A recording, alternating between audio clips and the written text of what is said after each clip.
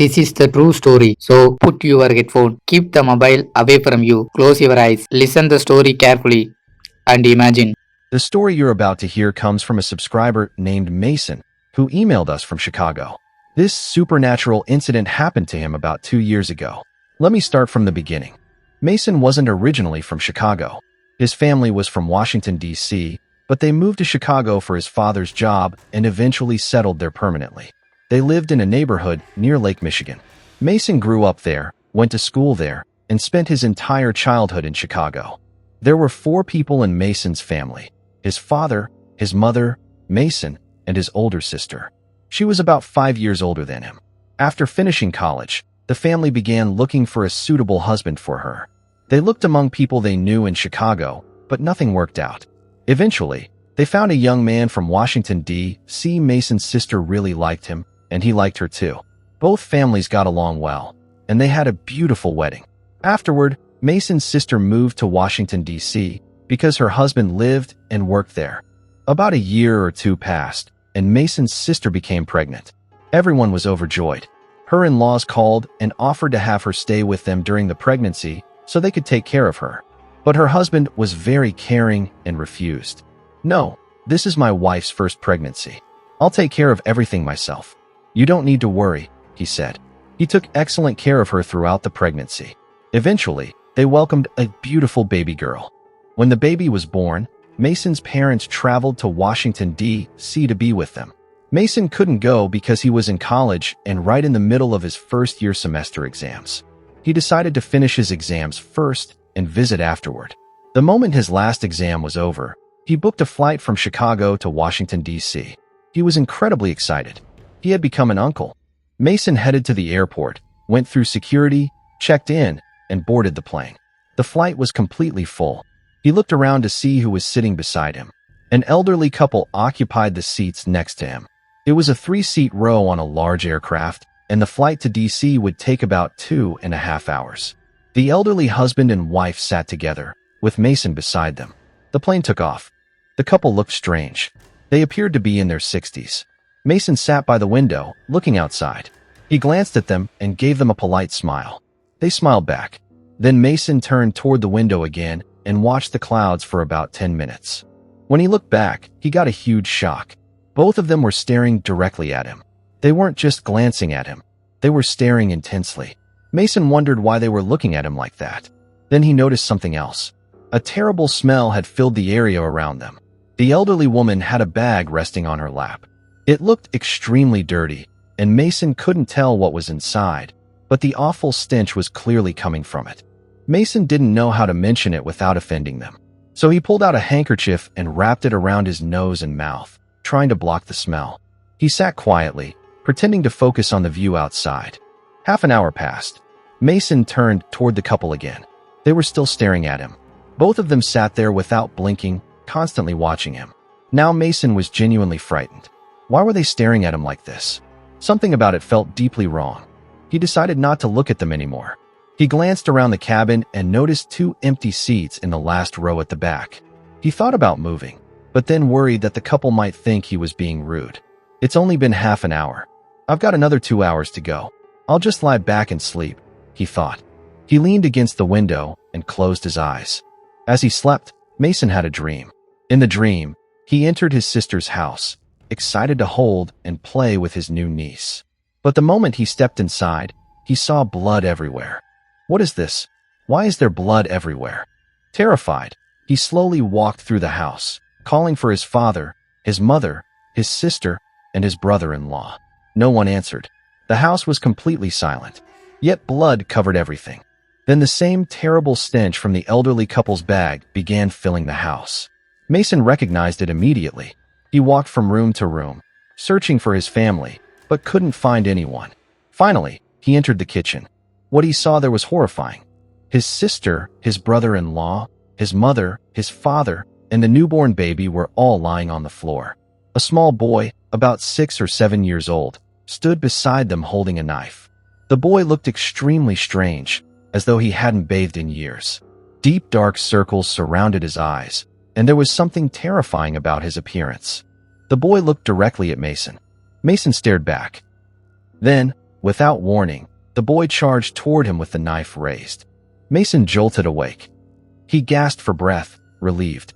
Thank God. It was just a dream. Then he turned toward the elderly couple.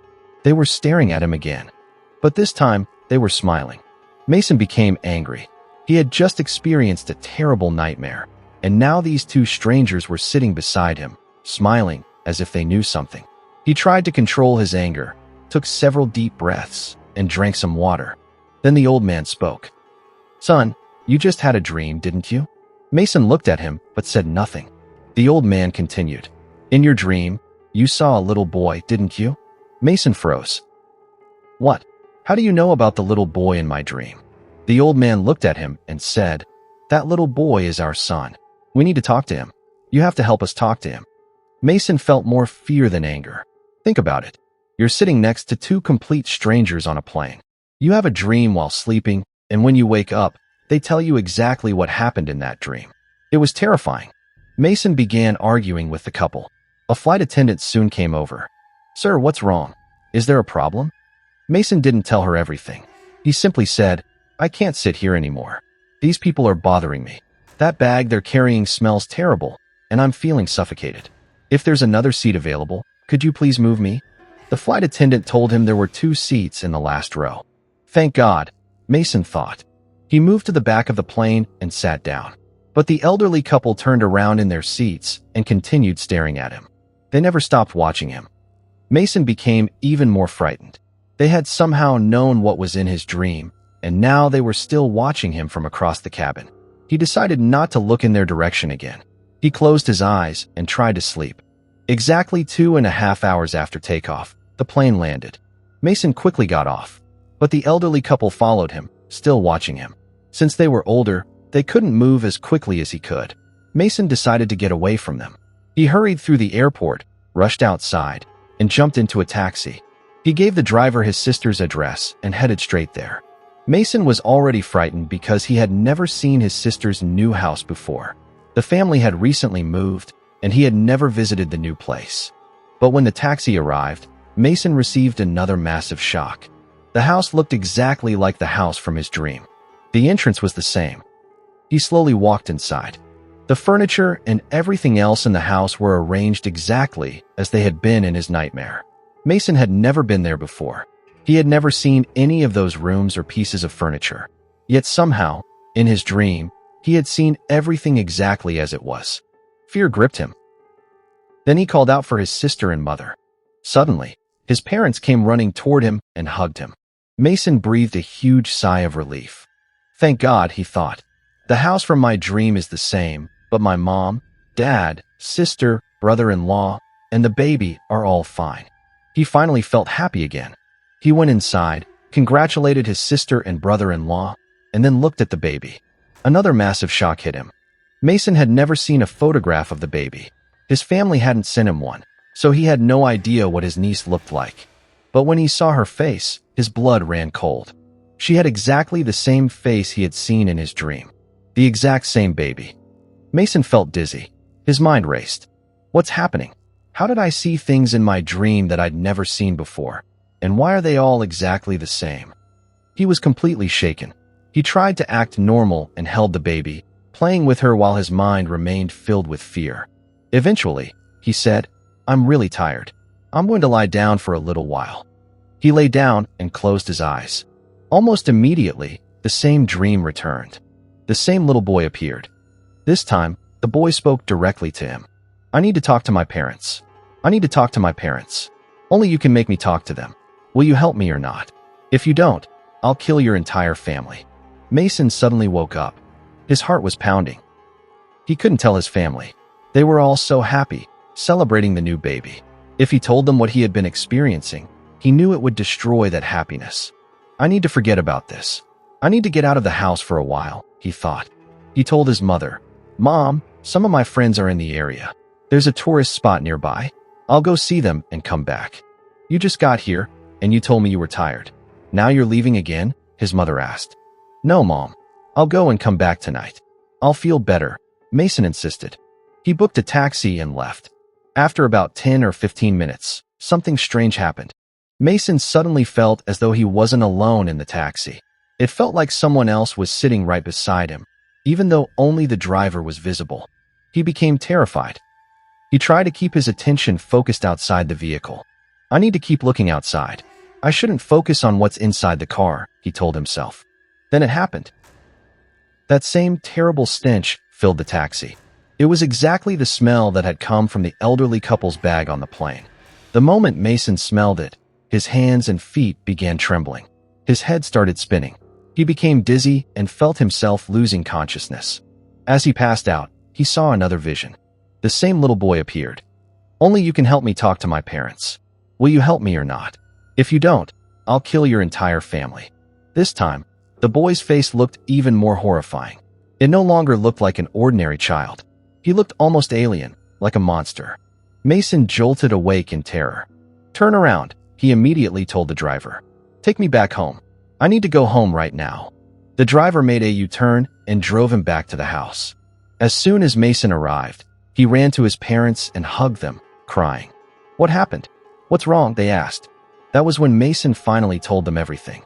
He told them about the elderly couple, the terrible smell, the dreams, the boy, the house, the baby, and what had happened in the taxi.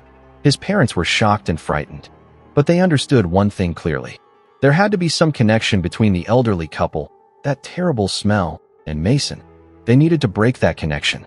We need to see a spiritual expert, someone who knows how to deal with things like this, they decided. They called a trusted family spiritual advisor.